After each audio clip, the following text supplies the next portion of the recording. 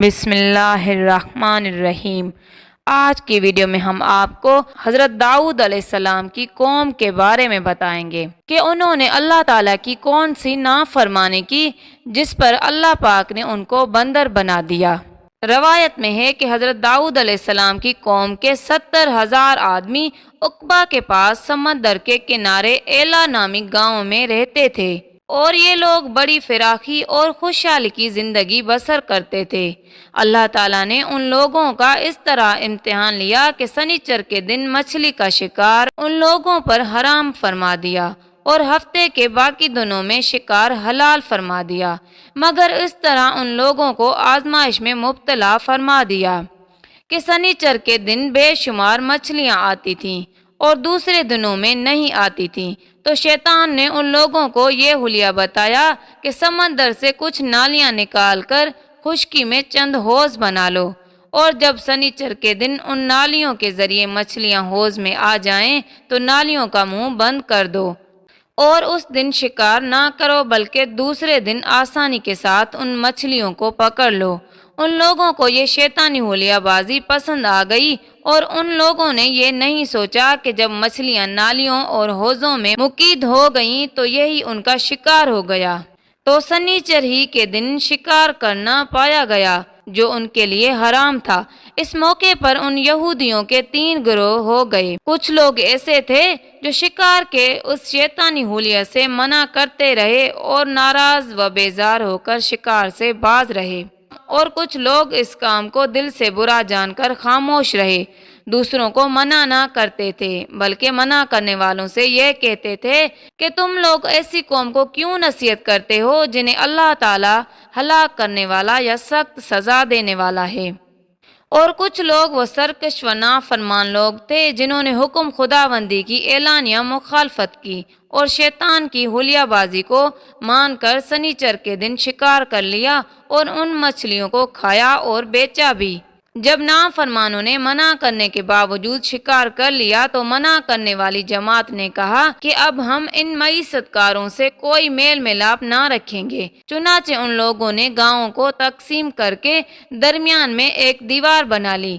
اور آمد و فروت کا ایک الگ دروازہ بھی بنا لیا۔ حضرت داؤد علیہ السلام نے غضبناک ہو کر شکار کرنے والوں پر لعنت فرما دی۔ اس کا اثر یہ ہوا کہ ایک دن خطا کاروں میں سے کوئی باہر نہیں نکلا تو انہیں دیکھنے کے لیے کچھ لوگ دیوار پر چڑھ گئے، تو کیا دیکھا کہ وہ سب بندر کی صورت میں مسخ ہو گئے ہیں۔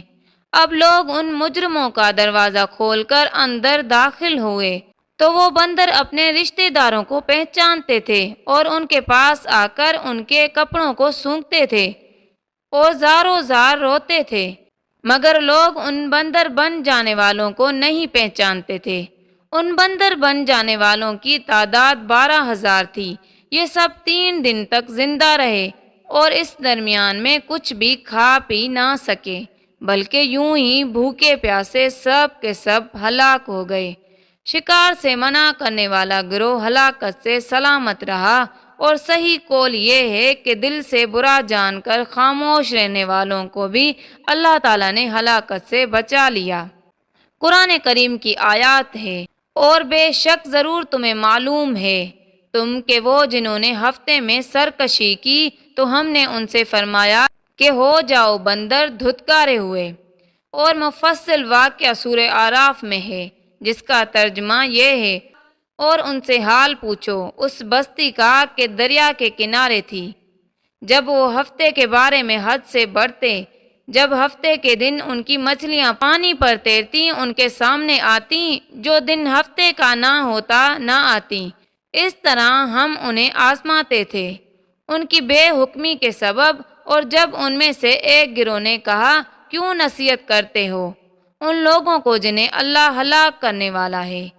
یا انہیں سخت عذاب دینے والا، بولے تمہارے رب کے حضور معذرت کو اور شاید انہیں ڈر ہو۔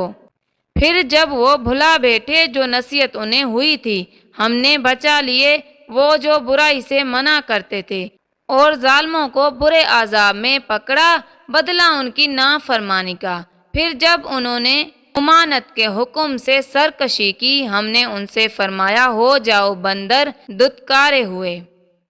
معلوم ہوا کہ شیطانی حلیہ بازوں میں پکڑ اللہ تعالیٰ کے احکام کی نافرمانیوں کا انجام کتنا برا اور کس قدر خطرناک ہو سکتا ہے، اور خدا کے نبی جن بد نصیبوں پر لعنت فرما دیں وہ کیسے ہولناک عذاب الہی میں گرفتار ہو کر دنیا سے نیست و نابود ہو کر عذاب نار میں گرفتار ہو جاتے ہیں اور دونوں جہاں میں ذلیل و خوار ہو جاتے ہیں۔ جزاک اللہ۔